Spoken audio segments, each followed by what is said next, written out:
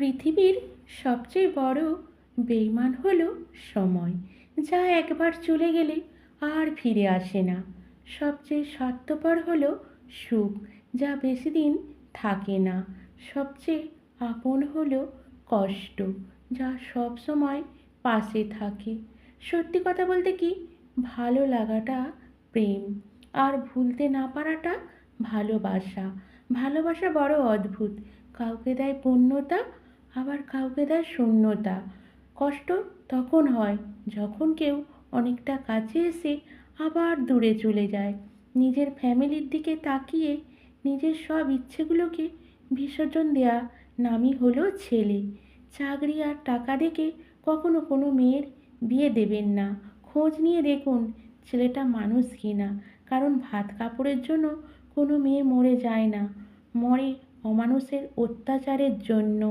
হাজার অপমানের পর যদি কেউ বলে সে আপনাকে খুব ভালোবাসে, তাহলে বিশ্বাস করুন তার ভালোবাসাটা হলো একদম পবিত্র।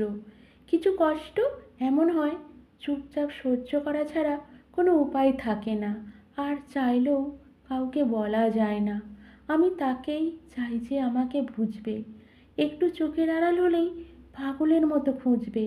হাসি জিনিসটা সত্যি খুব অদ্ভুত। হাজার দুঃখে লুকানোর জন্য একটা মিষ্টি হাসি যথেষ্ট। মানুষ মানুষকে না দেখে ও জীবনের চেয়ে বেশি ভালো কোনো বাঁচতে পারে না, জানো? কারণ ভালোবাসায় সৃষ্টি হয় মন থেকে, চোখ থেকে নয়।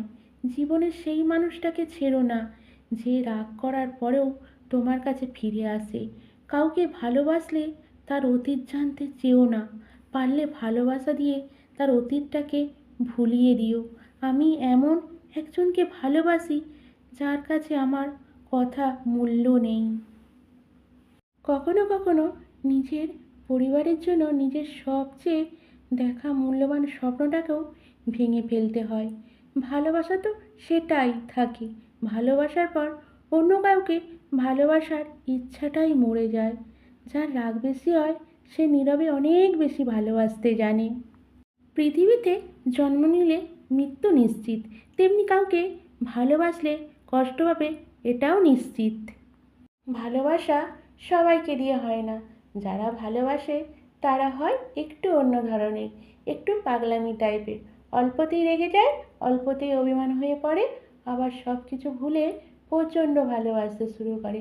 যদি ভিডিওটি ভালো লাগে লাইক করুন, কমেন্ট করে জানান আপনাদের মতামত। দেখা হচ্ছে